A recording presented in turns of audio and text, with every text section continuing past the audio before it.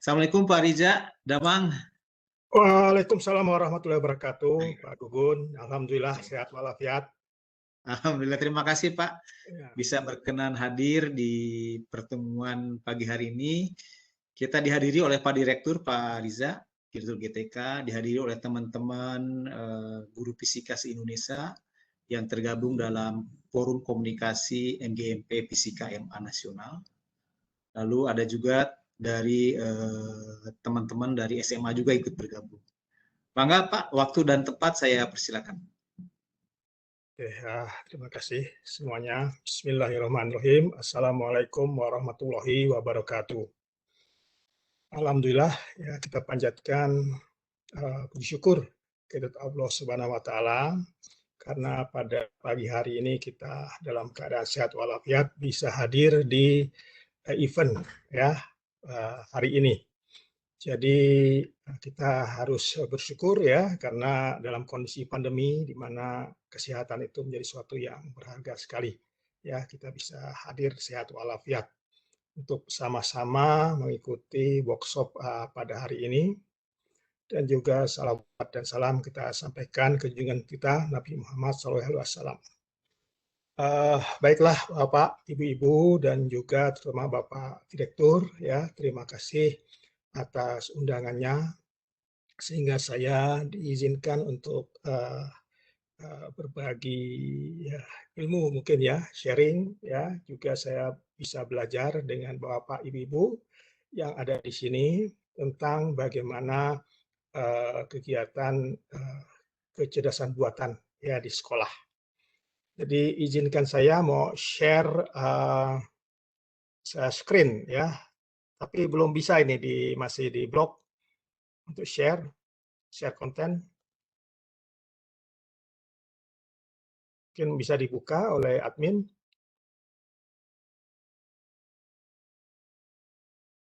Suaranya Pak Gugun belum ada.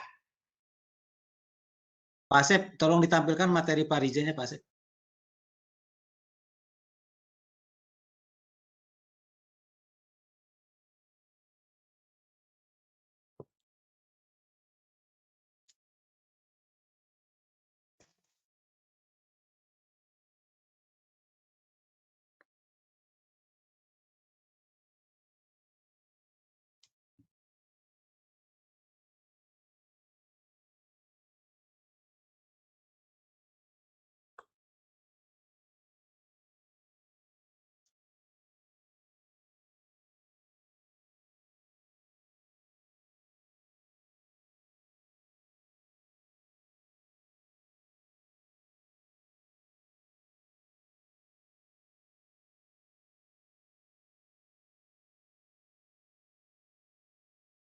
Pak Rizal sudah bisa untuk share screen, Pak.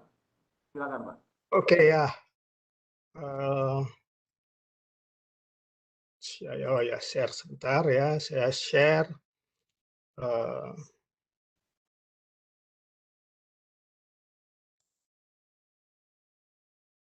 Ini ya.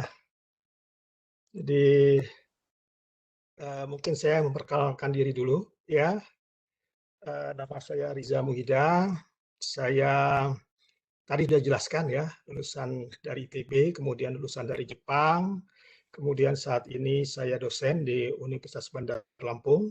Ya, sebelumnya saya mengajar ya di Malaysia, dosen di International Islamic University Malaysia.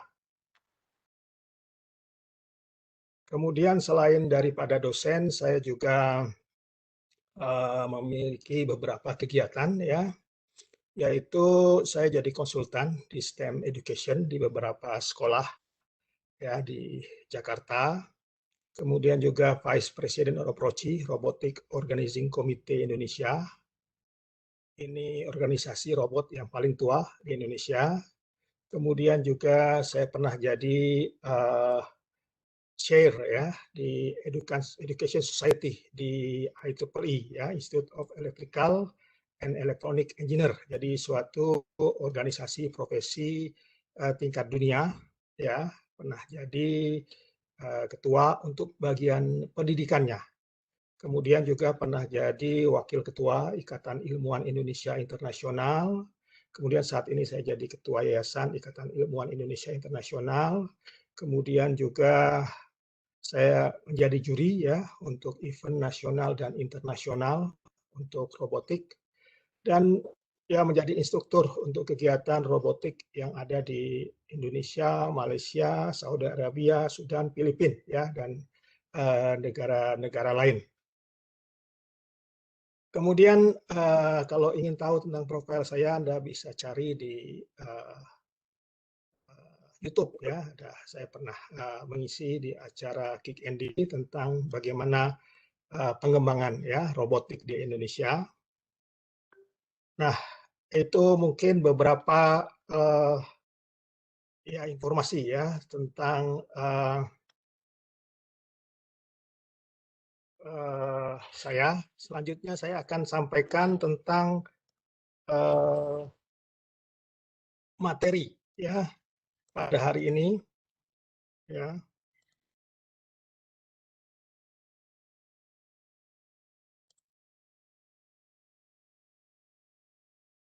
Ya, yang menjadi fokus kita pada hari ini yaitu tentang pendidikan artificial intelligence atau AI di sekolah.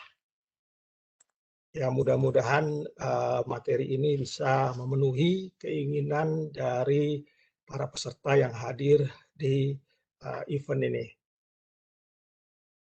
Nah, apa yang akan saya sampaikan pada materi hari ini ya kurang lebih selama 30 menit adalah tentang apa itu AI dan mengapa perlu belajar AI, kemudian bagaimana cara belajarnya agak mudah, bagaimana kurikulum AI itu bisa kita gunakan di sekolah, lalu bagaimana lombanya ya, kalau misalkan nanti ada lomba AI itu tingkat nasional atau internasional itu seperti apa. Kemudian kaitan AI dengan pelajaran STEM ya, pelajaran matematik, fisika, kimia, biologi yang ada di sekolah ya. Oke ya. Jadi saat ini ya kita sekarang berada pada posisi perkembangan teknologi yang disebut dengan revolusi industri 4.0 ya. Semua orang berbicara tentang revolusi industri 4.0 di mana dunia sudah bergeser ya. Semua sekarang akan bergeser ke arah yang serba otomatis ya. Jadi penggunaan handphone, kemudian juga dengan adanya kecepatan ya transmisi data membuat semua sistem yang ada di sekitar kita itu akan bisa diakses dan bisa dikontrol dengan menggunakan handphone kita. Nah, apalagi ya keinginan dari Mendikbud ya Ristek itu Pak Nadiem Makarim ya menginginkan agar anak Indonesia bisa computational thinking. Jadi ini suatu tantangan yang cukup besar ya, di mana sebelumnya ya kurikulum di sekolah itu tidak membahas tentang ini ya. Tapi karena kondisi perubahan dunia ya yang membuat kita harus bergeser dari teknologi lama menuju ke teknologi revolusi industri 4.0 membuat sistem pendidikan juga mengalami perubahan.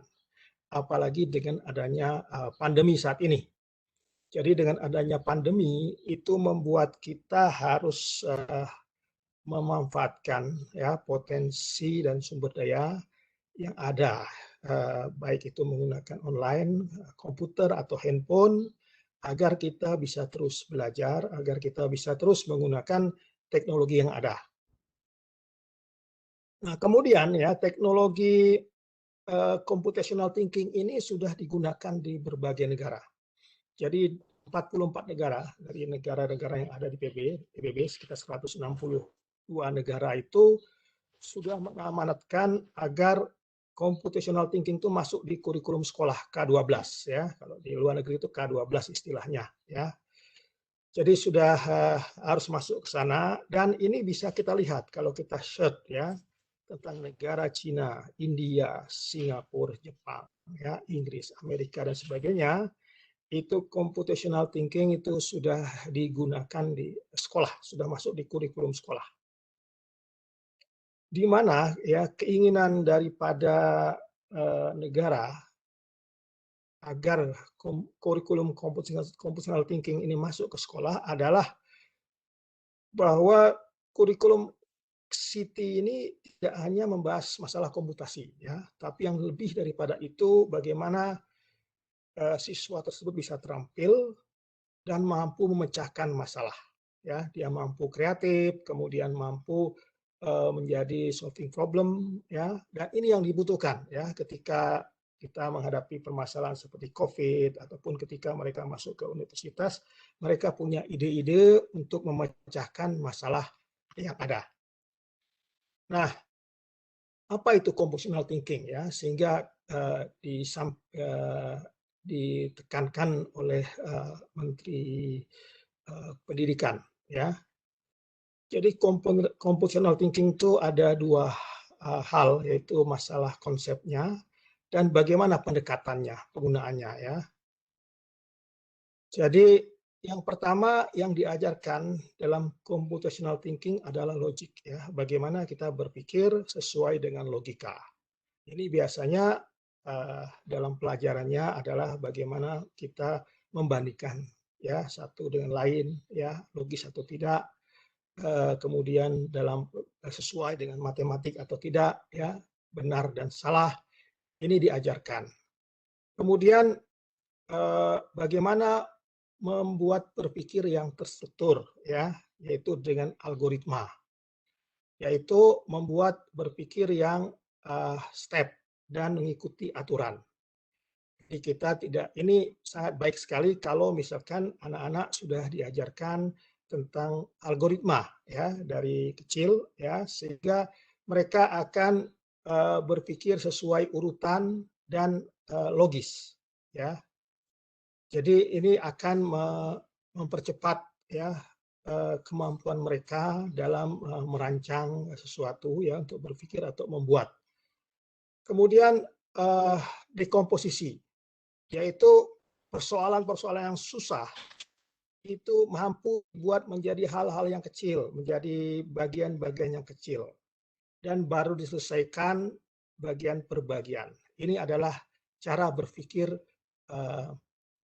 computational thinking. Jadi misalkan ada soal matematik yang rumit, nah, mereka diajarkan bagaimana berpikir dari yang sederhana dahulu dibagi menjadi beberapa bagian, kemudian dari yang sederhana lalu diselesaikan satu persatu. Ya, itu kadang-kadang kita tidak mengajarkan sehingga begitu anak-anak itu mendapatkan suatu persoalan, ya, misalkan berhitung di fisika, kimia atau matematik ataupun dalam hidup ini, ya mereka sudah menyerah dahulu.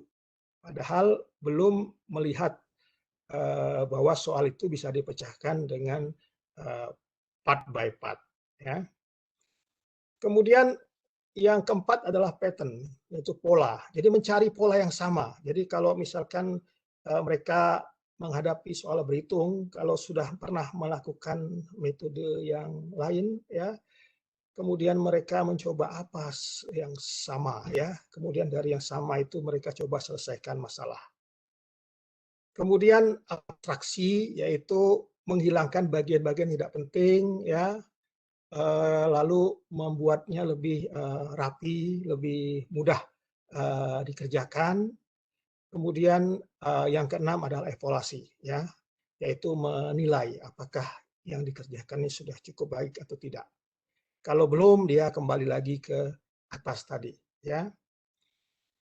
Nah, bagaimana pendekatannya, yaitu dengan kalau di sekolah-sekolah dengan pengalaman, ya, tinkering, yaitu dengan pengalaman dan bermain. Jadi apa yang kita ajarkan, ya, bagaimana itu bisa menarik, ya, perlu dengan metode-metode, misalkan dengan eksperimen atau dengan suatu permainan, ya. Jadi persoalan yang susah yang mungkin membuat anak-anak itu jenuh, itu bisa kita hilangkan kalau kita bisa masukkan unsur pengalaman atau eksperimen. Kemudian yang juga disenangi ya oleh anak-anak milenial sekarang adalah masalah designing dan making ya. Jadi kalau kita kasih tantangan mereka ya untuk kreatif itu mereka senang sekali. Apalagi misalkan membuat YouTube ya, mengubah-ubah foto itu senang sekali ya. Jadi creating ini merupakan salah satu approach yang penting ya untuk membangun ekosistem pendidikan kita. Kemudian debugging adalah sebenarnya bagaimana menemukan kesalahan-kesalahan. Jadi kalau ada salah, kita bisa dapatkan dan kita bisa temukan. Jadi kadang-kadang kalau kita membuat soal ya kepada anak-anak, terkadang kita kasih jadwal saja, jawaban saja. Nah, belum tentu ya mereka kalau misalkan dikasih soal yang berbeda bisa menyelesaikan.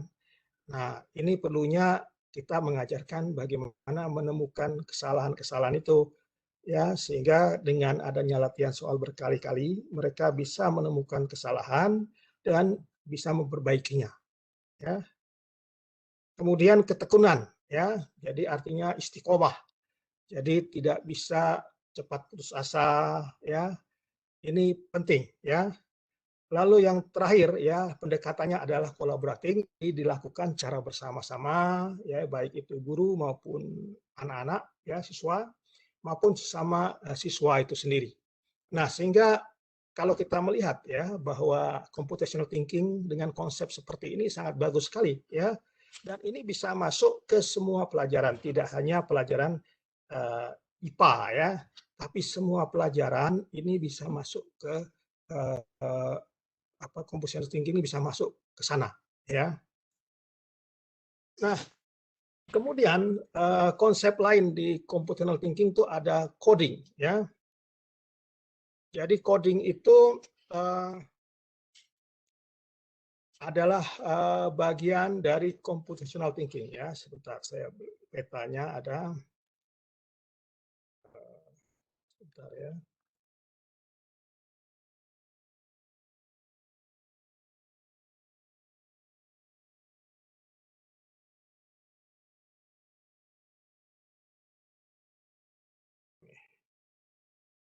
Oke lah ya.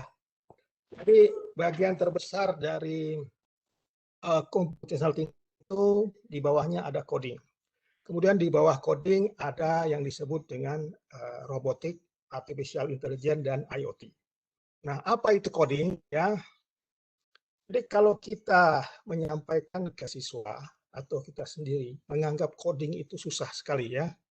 Jadi coding itu adalah sesuatu yang kita anggap itu jelimet. Ya. Padahal coding itu sebenarnya hanya suatu kotak saja ya antara input dengan output. Ya, inputnya itu adalah keinginan kita untuk mencapai tujuan, lalu dalam kotak itu proses. Bagaimana kita membuat tujuan itu bisa tercapai, lalu outputnya ada tujuan itu bisa tercapai. Ya, nah jadi di dalam coding itu sebenarnya adalah sesuatu metode untuk menulis instruksi ya pada komputer atau HP agar apa yang ada di komputer atau di robot kita atau di HP kita mampu melakukan tindakan yang kita inginkan ya. Dan coding itu sebenarnya tidak terlalu sulit ya. Tidak perlu kita belajar bahasa yang rumit-rumit ya. Jadi banyak sekali sekarang penggunaan ya bahasa coding dengan yang mudah-mudah ya, yang mungkin seperti nyusun-nyusun Lego dengan grafik. Yang paling penting dalam coding itu adalah bahwa bahasa yang kita gunakan itu dia bisa memenuhi cara kita, bisa mencapai tujuannya. Dia tidak mempersoalkan kita pakai bahasa C, bahasa C++, ya, bahasa Python, bahasa Scratch, dan sebagainya. Tapi yang paling penting adalah bagaimana kita bisa mencapai tujuan kita. Ya. Nah, ini contoh salah satu coding, misalkan suatu bagaimana agar laba-laba ini bisa ke sangkarnya. Ya. Tentu yang pertama yang kita buat adalah kita membuat coding supaya turun, down. Ya. kemudian belok kiri, ini salah ya, belok kiri, kemudian lurus, kemudian ke atas, lalu belok kiri sampai ke sarang. Nah, untuk membuat coding ini ya sebenarnya kita hanya mengetik saja ya. Start, kemudian turun, ke kiri, lurus, ke atas, kiri, end. Nah, kalau kita run coding tersebut, maka laba-laba ini akan tiba di sarangnya. Ya. Nah, apakah coding itu penting? Ya, mungkin untuk anak-anak zaman sekarang itu sangat penting sekali, ya, karena mereka akan menghadapi masa depan, di mana masa depan itu akan membutuhkan yang disebut kompetensi logik, ya. Jadi semua di negara-negara itu untuk kemampuan yang dibutuhkan ya kepada semua calon pegawainya, apakah mereka menguasai yang disebut dengan computational thinking, ya, cara berpikir secara komputasi. Apakah mereka bisa menggunakan komputer ya, apakah bisa menggunakan Excel dan sebagainya, itu dulu. Tapi mungkin nanti ketika 10 tahun atau 20 tahun yang akan datang, ini akan makin bergeser ya. Mereka akan menanyakan apakah kita bisa menggunakan kecerdasan buatan atau tidak. Apakah kita bisa memprogram atau tidak. Nah, itu akan menjadi suatu kebutuhan. Seperti dulu ketika tahun 80-an ya, ketika saat itu orang mau bekerja ditanya mampu mengetik 11 jari. Jadi semua orang yang mau bekerja harus latihan, harus khusus mengetik 11 jari. Nah, kemudian sekarang tidak ada lagi ya, kebutuhan mengetik 11 jari tidak ada karena dianggap semua orang sudah menggunakan komputer ya, sudah bisa menggunakan komputer. Jadi yang dicari adalah orang yang bisa komputer. Nah, untuk 20 tahun yang akan datang, mungkin yang dicari adalah orang yang bisa AI. Nah, ini kita harus siapkan dari sekarang ya. Jadi dalam kurikulum di beberapa negara mereka sudah masukkan AI, dan jangan sampai nanti anak-anak kita begitu mereka lulus kuliah atau lulus SMA, mereka akan kaget dan tidak mampu bersaing dengan orang-orang yang dari luar negeri. Itu kita perlu siapkan. Nah, bagaimana proses pembuatan coding ya? Jadi untuk membuat coding itu kita harus punya tool ya. Toolnya bisa diinstal di handphone atau di komputer dan kita bisa memilih bahasa apa yang kita senangi ya. Misalkan pakai C, pakai Python, pakai Java dan sebagainya. Kita tinggal pilih sama saja ya. Kalau kita sudah menguasai satu bahasa pemrograman, itu sudah sama dengan bahasa pemrograman lainnya dan sudah bisa digunakan. Yang paling penting adalah bagaimana bahasa pemrograman itu bisa memenuhi ya untuk mencapai tujuan kita ya. Tidak harus bahasa pemrogramannya canggih atau tidak, tapi yang paling penting adalah kita bisa menggunakan bahasa pemrograman, kemudian bahasa pemrograman tersebut bisa kita manfaatkan dan kita kuasai. Jadi kita bisa memilih bahasa apa yang kita senangi. Jadi tidak bisa, misalkan kita suka C++, lalu kita ajarkan ke siswa kita, kamu pakai C++ saja semua. Nah, mereka mungkin yang sudah senang dengan Python akan susah, ya, mereka akan bermigrasi dari Python ke C++, itu memakan waktu. Jadi untuk itu ini bisa kita cari dengan bahasa yang paling mudah, ya, misalkan bahasa pakai Scratch, ya. Nah, bagaimana cara membuat coding, ya? Jadi membuat coding itu kita sebenarnya ya sederhana, ya. Bagaimana kita membuat di kertas dahulu, seperti kita menyelesaikan suatu soal matematik, kita buat penyederhanaan, ya, namanya model. Kemudian dari situ kita buat flowchart, baru kita ketik di komputer. Setelah itu kita run, ya, atau kita compile. Dari hasil compile maka kita bisa melihat hasilnya, ya. Nah, misalkan gini ya, kita ingin membuat coding, membuat alarm untuk keamanan rumah. Jadi kalau ada pencuri yang membuka jendela, maka alarm akan berbunyi. Maka kita tulis dahulu, ya, apa yang kita buat, bahwa alarm akan berbunyi kalau sensor di jendela terbuka. Nah, kemudian tahap kedua adalah kita sederhanakan dengan model atau perumpamaan. Misalkan A adalah keadaan switch, ya. Kalau tertekan itu A itu nilainya 0, kalau terbuka A sama dengan 1. Kemudian Y adalah outputnya, kondisi alarm. Kalau Y sama dengan 1, alarm hidup. Kalau Y sama dengan 0, alarm mati. Ya. Jadi setelah kita sederhanakan, kita membuat flowchart-nya sesuai dengan keinginan kita. Jadi kalau jendela dibuka, ya artinya AA sama dengan 1, maka alarm itu hidup. Nah, kita buat flowchart, ya ini ada banyak sekali di internet cara belajar flowchart, tapi secara sederhana flowchart itu ada simbol-simbol, ya seperti simbol segi 4 itu untuk melakukan sesuatu, simbol belah ketupat itu ketika kita memutuskan, kemudian simbol bulat itu konektor, ada lagi simbol elips itu untuk mulai atau stop. Nah, jadi kita buat dalam flowchart kita, ya dari mulai start, kemudian baca switch-nya nilainya apa. Kalau switch 1, maka alarm sama dengan 1. Dia akan berbunyi. Ya. Kalau switch 0, dia tidak berbunyi, lalu dia akan kembali lagi. Jadi akan ke atas lagi dan seterusnya. Jadi ini adalah hasil dari pemrograman. Ya. Kita buat flowchart-nya, logiknya sudah oke. Kemudian kita buat ke dalam bentuk namanya quasi logik. Ya. Jika A sama dengan 1, maka aktifkan alarm, atau Y sama dengan 1, sama dengan 1. Kalau tidak, maka alarm not aktif, Y sama dengan 0. Maka ketika kita membuat program, cukup satu baris yang sederhana ini. If A sama dengan 1, maka Y sama dengan 1. Else, Y sama dengan 0. Sudah selesai, jadi tidak rumit. Ya. Kita bisa menyederhanakan menjadi suatu yang sederhana. Kemudian kita lakukan run.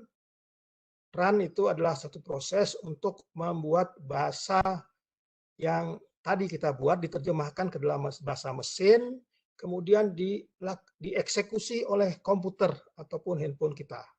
Maka akan tampil hasilnya. Ya. Nah, itu tadi tentang coding. Ya.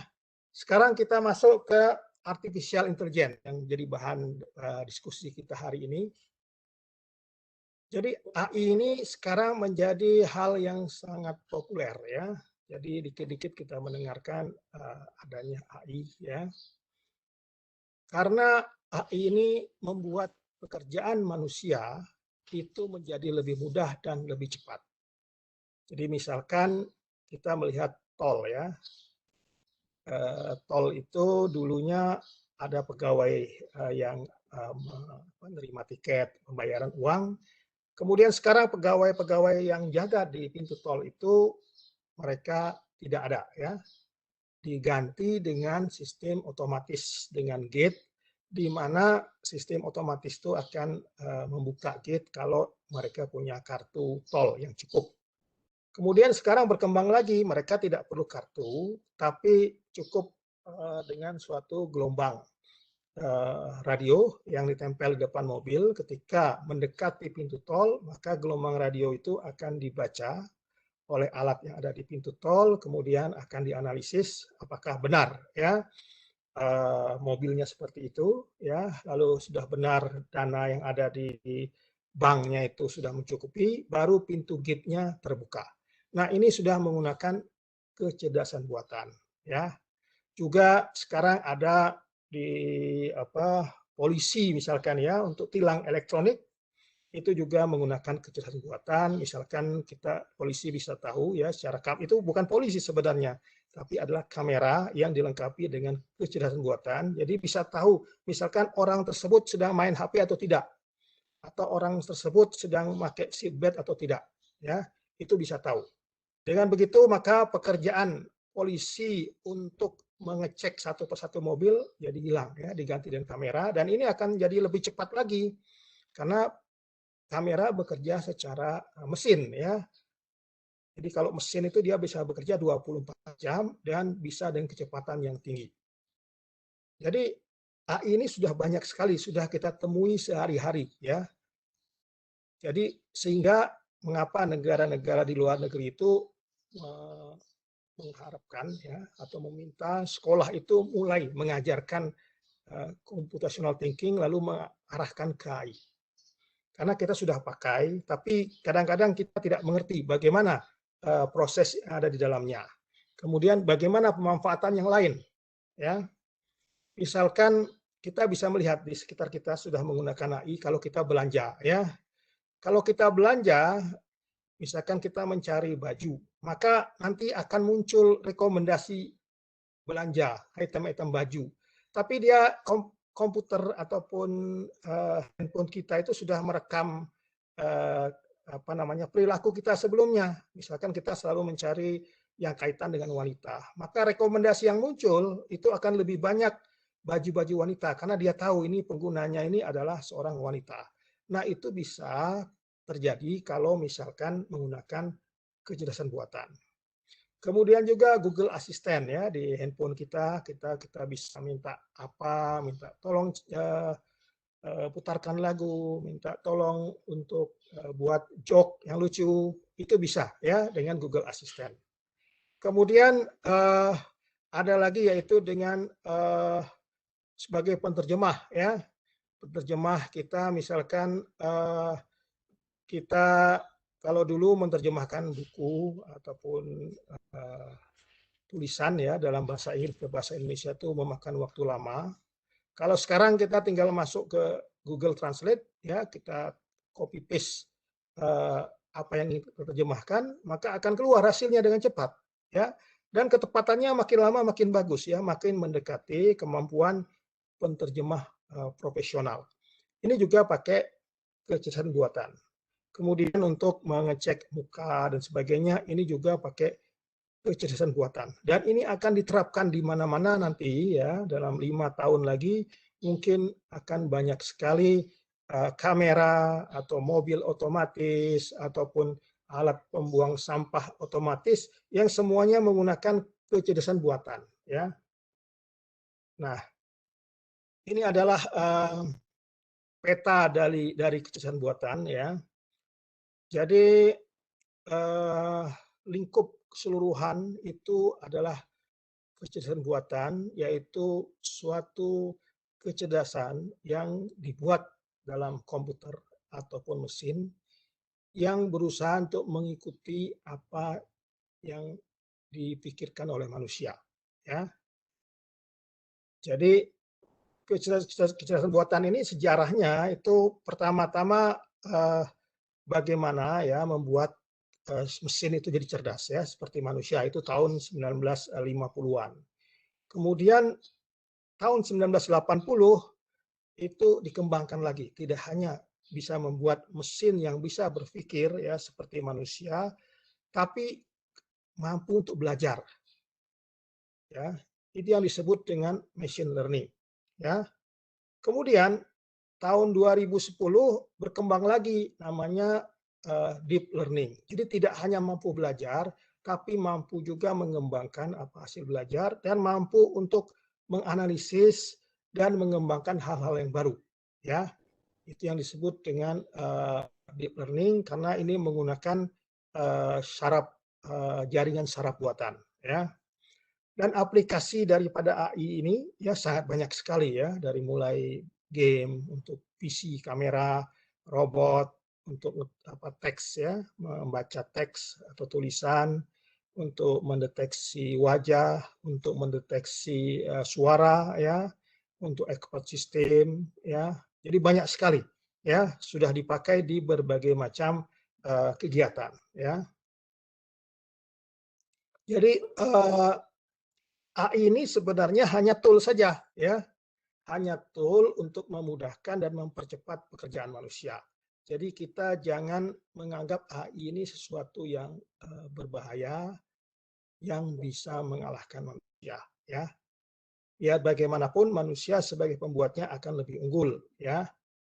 Nah, tapi, ya, kalau kita lihat beberapa film seperti Terminator dan sebagainya, memang makin lama dengan kemajuan teknologi itu AI itu akan mampu lebih cepat, ya. Dia kemampuan berpikir manusia lebih tinggi, tapi dari segi kecepatan dan daya tahan AI ini akan lebih unggul, ya. Jadi ya mau tidak mau ya kita harus belajar terus, ya, mengembangkan terus agar manusia itu bisa menguasai AI, bukan manusia dikuasai oleh robot, ya. Jadi ini yang perlu kita perkuat, ya. Nah, bagaimana cara kerja AI, ya? Cara kerja AI itu sama dengan cara kerja manusia, ya. Kalau kita misalkan punya anak yang lagi belajar menangkap bola, ya, dia pasti dia akan belajar bagaimana bola itu lewat di depannya, kemudian bagaimana mencoba menangkap bola. Kemudian makin lama umur dia makin bertambah, dia bisa menangkap bola yang makin lama makin cepat, ya. Lalu kalau dia latihan terus, dia bisa jadi atlet, ya, yang cepat sekali, ya. Nah, jadi modelnya sama. Jadi kita bagaimana membuat suatu mesin yang kita program dengan kecerdasan buatan itu mampu menerima data dari sensor, ya, dari mikrofon misalkan, dari kamera, dari tulisan, ya. Kemudian dia dari sana mesin tersebut akan mendeteksi, ya, polanya, lalu ada latihannya berkali-kali dilatih sehingga dia bisa menyelesaikan itu sesuai dengan apa yang dibuat oleh manusia. Lalu setelah itu dia akan ulang lagi, ya, diulang lagi seperti manusia juga. Kita adakan latihan lagi terus-menerus sehingga dia makin cepat, mesin itu makin cepat, makin presisi dan ketahanan meningkat. Ya, seperti misalkan mobil yang digerakkan dengan kecerdasan buatan, ya, mobil otomatis seperti dari Tesla, dia tanpa supir bisa bergerak. Ya, itu makin lama itu akan makin cepat, ya, makin presisi sehingga banyak orang menggunakan supir otomatis tersebut. Tapi itu dari hasil latihan berkali-kali, ya. Jadi artinya kalau kita bisa menguasai AI ini, kita bisa menggunakan, ya, AI ini sebagai tool untuk mempermudah pekerjaan kita. Nah, tapi dari semua AI yang besar itu tidak semua harus dipelajari oleh siswa, ya. Kita perlu memilih apa saja yang perlu kita pelajari yang memang berguna oleh siswa untuk menunjang kegiatan dia dan untuk menunjang belajar dia, ya, apa saja. Jadi di sini ada 4 macam, ya, yang perlu diajarkan ke siswa, ya. Yang pertama adalah tentang face detection, jadi deteksi wajah, ya. Misalkan di sini kita bisa melihat dengan AI, ya, bisa tahu ini wajah laki-laki atau wajah perempuan, lalu dari mukanya itu bisa tahu umurnya, bahkan bisa ditebak, ya. Kemudian ada object detection, jadi bisa tahu misalkan dari objek tersebut apa saja yang ada, ya. Misalkan dia di sini ada orang memukul bola, ya. Itu langsung bisa deteksi, ini adalah bola, ini adalah pemukul, ini adalah orang. Ya, langsung bisa deteksi. Kemudian machine learning itu tidak hanya memprediksi orang dan wajah, ya, tapi juga bisa mengecek, ya, membandingkan apakah orang itu sesuai dengan yang diinginkan atau tidak, ya. Misalkan ada orang memakai masker atau tidak. Nah, itu dengan kecerdasan buatan, ya, dia bisa diketahui, oke, Anda pakai masker, terima kasih misalkan, ya. Kemudian juga ada natural, ya, natural language processing. Itu adalah bagaimana menggunakan, ya, dari bahasa natural, ya, itu untuk sehari-hari, ya. Misalkan tuh chatting bot, ya, kalau Anda pernah menggunakan bahasa chatting bot, ya, tentang konsultasi untuk bagi orang yang di bank atau apa, sebenarnya menjawab semua adalah komputer, ya. Tapi dia sudah dilengkapi dengan AI sehingga bisa mendapatkan jawaban yang cocok, yang benar-benar cocok, ya. Nah, bagaimana sekarang belajar AI yang mudah, ya? Jadi sebenarnya sudah banyak sekali di internet yang menyediakan, ya, fasilitas untuk belajar AI, ya. Cuman kita tidak banyak yang mengetahuinya, ya. Jadi di sini saya akan sebutkan mungkin ada 4, ya, yang mudah. Yang pertama menggunakan Cognimate, ya. Ini free, ya. Dia dikembangkan oleh MIT, ya, Massachusetts Institute of Technology. Ini memprogram berbasis blok. Jadi kita tidak memerlukan ngetik program, jadi cukup klik dan geser saja, ya. Dan ini kita bisa belajar ya bagaimana tadi kita mendeteksi objek, mendeteksi wajah dan sebagainya dengan menggunakan software ini. Kemudian ada lagi yang dikembangkan oleh IBM. Ya, kalau tadi sebelumnya dikembangkan oleh MIT ya. Kalau ini dikembangkan oleh IBM, ini websitenya Machine Learning for Kids. Ya, jadi bagaimana kita bisa berlatih menggunakan sistem program berbasis block Scratch ya. Lalu ada lagi Magnet Code ya, ini bisa diinstal di aplikasi ya di Play Store. Anda ketik aja Magnet Code, nanti Anda bisa menginstal. Ini juga menggunakan pemrograman AI ya. Jadi kalau ini sudah banyak dipakai ya di untuk sekolah-sekolah ya, terutama di Malaysia. Ini free programnya ya. Jadi anak-anak bisa belajar ya untuk menggunakan program ini ya. Juga ada simulatornya dan ini bisa menggunakan handphone ya. Lalu proyek-proyeknya pun banyak ya, misalkan terdeteksi kalau hujan ataukah kalau pintu itu ada pencuri atau tidak. Ini pakai kamera di handphone ya. Itu kita bisa memanfaatkan fasilitas di handphone untuk sebagai aplikasi AI ya. Misalkan untuk baca QR code, baca barcode dan sebagainya. Lalu ada lagi PictoBlock. Ini dari India ya.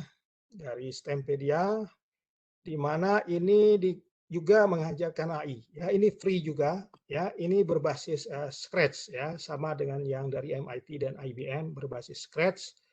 Ini diajarkan juga di sekolah ya. Ini cara menggunakannya pun mudah ya, kita bisa download dan gunakan di komputer atau di handphone kita. Lalu apa kit yang bisa? Jadi karena kita belajar AI ya, sebenarnya awal-awal kita tanpa kit ya, tanpa papan itu juga bisa ya. Jadi kita pakai komputer kita, pakai kamera yang ada di komputer, webcam, kemudian dia bisa menghasilkan suara di speaker atau bisa menghasilkan animasi di komputer, kita bisa ya. Tapi untuk selanjutnya, nah kita perlu misalkan terhubung dengan prosesor ya, sehingga misalkan kita kalau orang tidak pakai masker maka pintunya tidak terbuka ya, atau kalau ada orang tidak pakai masker maka bunyi alarm ya.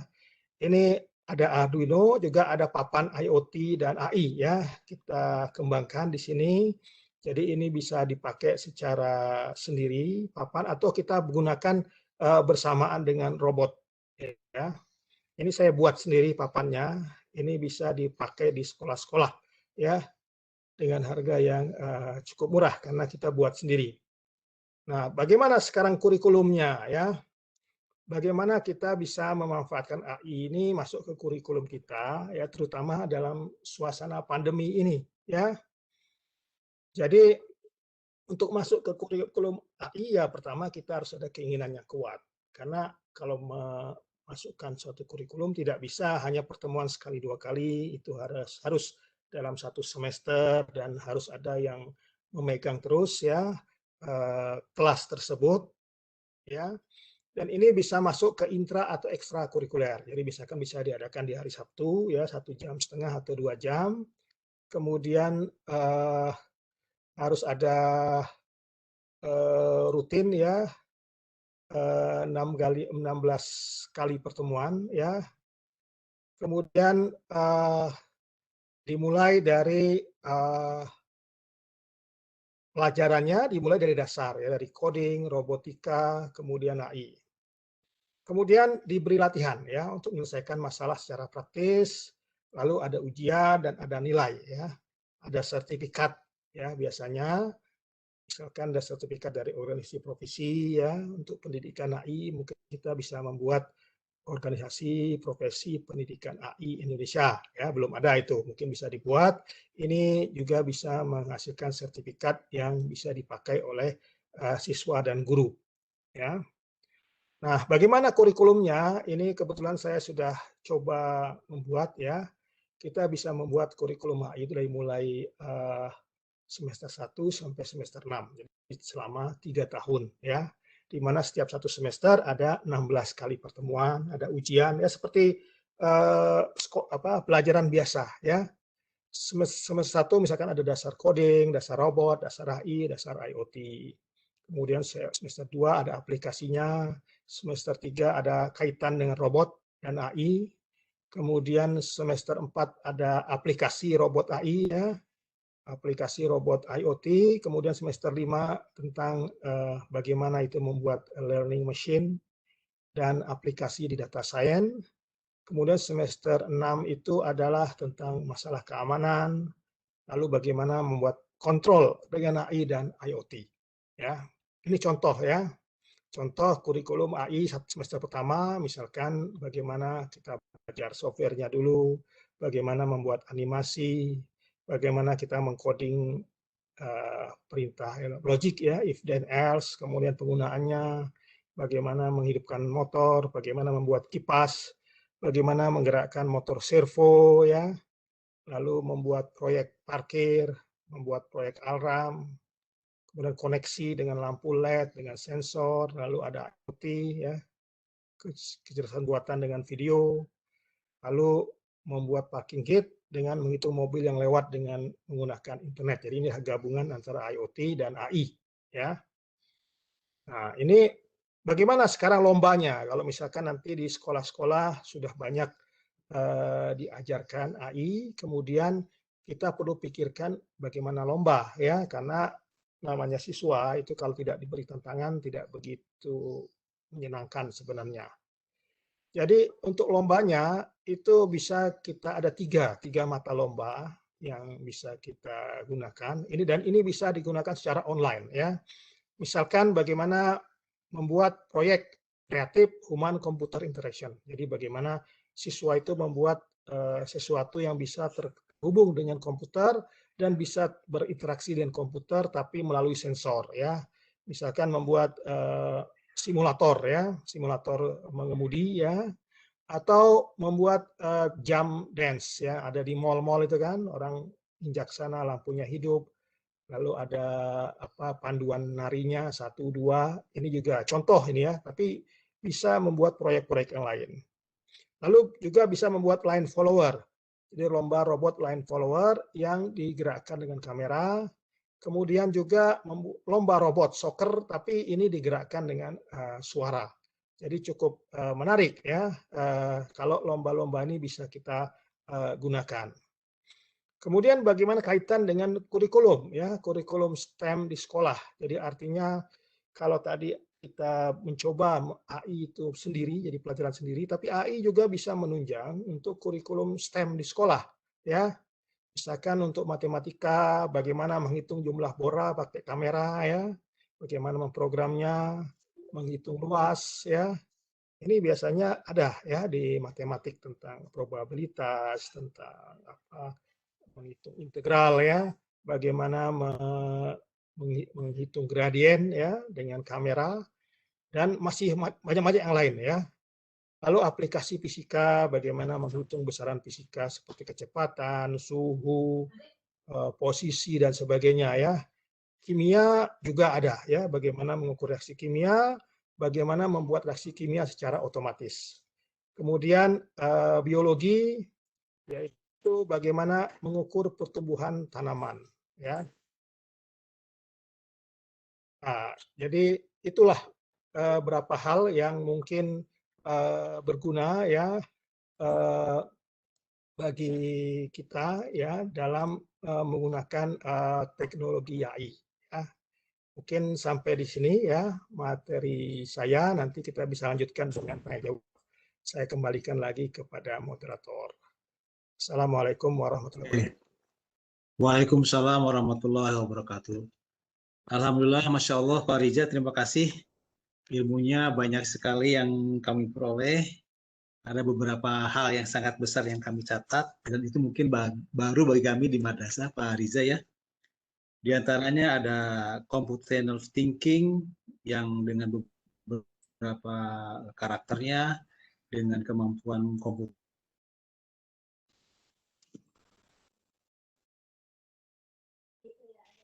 Suaranya berkurang, Pak Gugun.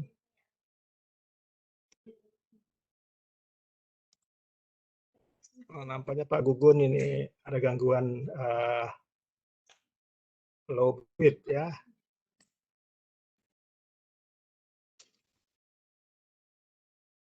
Ya, ada masalah koneksi dengan Pak Gugun. Informasi bahwa Mungkin dari panitia lain ya bisa menghandle. Mungkin Oke, Pak. terima kasih Pak Riza yang sudah menyampaikan paparannya tentang, oh ini ada lagi, silakan Pak Gun, koneksinya. Oke, kenapa hilang? Oke, Hilang Pak. tadi Pak. Ya, Pak Riza, terima kasih. Alhamdulillah, Masya Allah, ilmu ini sangat kami merasa terkait hal-hal yang baru mungkin bagi kami, yang diantaranya adalah kemampuan berpikir komputerisasi, lalu ada beberapa istilah baru, coding. Dulu sempat ramai katanya coding akan masuk kurikulum, tapi sekarang juga akhirnya meredup kembali. Lalu ada beberapa kemampuan buatan di AI-nya. Terima kasih Pak Riza, mudah-mudahan kita bisa terus bersilaturahmi. Oke, Bapak Ibu, Ya. mohon izin. Pak Direktur sudah tampil kembali. Saya mohon izin ke Pak Direktur. Tadi mungkin lupa Pak Direktur untuk mengukuhkan, kata teman-teman. Oh, iya. Kang, udah dikukuhkan belum? Belum, nanti siapa Pak Direktur. Sekalian Pak Direktur, biar kita bekerjanya tambah semangat gitu. Iya, Maka iya. Pak Direktur dipersilakan. Apa wordingnya harus sampai kalimat-kalimat apa yang harus kita sampaikan? Kemampuan ngurus. Ya, begitu. Boleh, Pak. Dengan ucapan Ya. bicara aja. Nah, Terima dengan kasih. bismillah. Pak Gun, saya terus terang saya sangat menikmati paparan Pak Riza PhD dan saya menulis Pak, dan saya sangat bersyukur dan untuk pengetahuan bersama kawan-kawan se-Indonesia pengurus MGMP Fisika Nasional. Insya Allah dalam waktu dekat kita akan meluncurkan kegiatan computational thinking tadi sebagaimana disampaikan oleh Pak Riza PhD. Jadi kegiatannya tetap ada Pak, dan itu dananya signifikan secara nasional dan mudah-mudahan saja tidak tergerus oleh anggaran COVID ya, mudah-mudahan tidak. Dan saya selalu menjaga semoga ini tidak dipotong untuk kepentingan nasional. Karena bagi saya Pak Dirjen terutama karena beliau ahli IT, beliau berpesan kepada saya agar tahun ini kita mulai memperkenalkan komputer thinking kepada para siswa dan siswi kita, guru kita terutama ya. Jadi program itu tetap ada Pak, dan mudah-mudahan dalam waktu dekat ya, mudah-mudahan PPKM segera berlalu dan insya Allah kita akan melaksanakan kegiatan computational thinking CT ini secara ini, dan itu baru menyasar 9 wilayah Pak secara nasional dulu. Jadi karena kemampuan budget kita terbatas tahun ini, dan tahun depan saya perluas lagi insya Allah. Karena seperti tadi kita dengarkan dari Pak Riza, itu luar biasa. Ternyata berpikir komputasi sangat penting di era sekarang ya, mulai dari logiknya, kemudian dekomposisi, berpikir sistematis, berpikir abstraksi, evaluasi. Saya pikir itu adalah bagian-bagian penting untuk kita tularkan kepada para guru-guru kita dan para siswa dan siswi kita. Intinya Pak Gugun dan teman-teman sekalian, Pak Riza, saya kepengen Indonesia itu menjadi knowledge-based society. Masyarakat yang berbasis kepada ilmu pengetahuan. Dan saya pikir CT atau computational thinking, berpikir komputasi sangat penting, dan itu mengapa peradaban Islam pernah maju 1000 tahun pertama pada tahun 300 Masehi sampai 15 Masehi, itu karena ulama-ulamanya banyak berpikir komputasi. Algoritma. Jadi, algoritma itu bahasa Arab Pak. Namanya Iya betul Pak. Ya. Jadi dan saya buku saya itu Pak, selalu ada buku itu. Saya di meja saya itu selalu ada Abu Musa Al-Khawarizmi, dan saya pikir betul kata Pak Reza tadi bahwa tentu berpikir komputasi tidak bisa dikerjakan dan dipahami dalam satu kali pertemuan. Dan saya mohon izin Pak Gugun, saya dikasih nomor HP-nya Pak Riza. Siapa? Nanti saya kirim. Ya, beliau tentu sudah lama saya cari-cari pakar Pak. Siapa, kapan saya bisa. Alhamdulillah. Barakallah. Ya, saya juga senang Pak, terima kasih ya. Berkah sekali nih Pak Gugun ini. Mohon maaf Pak. Ya, selama ini ya, teman-teman di beberapa perguruan tinggi, tapi saya kepengen orang seperti Pak Riza yang betul-betul menguasai. Saya tahu karena beliau itu banyak pakar ya, tapi belum tentu bisa mengajarkan ilmunya. Karena kata Albert Einstein, orang yang pintar itu orang yang bisa mengajarkan ilmunya kepada anak kelas 5 SD. Jadi ini Pak Reza ini kalau kita dengarkan paparannya, ya orang yang bodoh sekalipun pasti paham itu CT, coding dan sebagainya. Sebetulnya kan ilmunya kan rumit itu. Tapi karena beliau sangat menguasai, memilih contoh-contoh yang sangat sederhana, memilih diksi-diksi yang membuat kita terpesona untuk belajar CT itu. Baiklah Bapak Ibu, dengan ucapan memohon doa, mauna, pertolongan kepada Allah Subhanahu wa Ta'ala, kita kukuhkan pengurus MGMP Fisika secara nasional, dan semoga ini berberkah. Amin. Teman-teman tadi mediasi untuk sharing knowledge, untuk saling memperkaya gagasan dan ide, dan semoga Indonesia bisa menjadi knowledge based society dengan lewat tangan dingin para guru MGMP Fisika secara nasional. Amin. Alhamdulillah, kita mendoakan dan kita buka pengukuhan ini dengan membaca basmalah. Bismillahirrahmanirrahim. Assalamualaikum warahmatullahi wabarakatuh. Waalaikumsalam warahmatullahi wabarakatuh. Terima kasih Pak Direktur. Mudah-mudahan dengan dikukuhkannya kami sebagai organisasi forum komunikasi menambah energi kami untuk terus berbagi, saling menguatkan. Baik Bapak Ibu, berikutnya kita sampaikan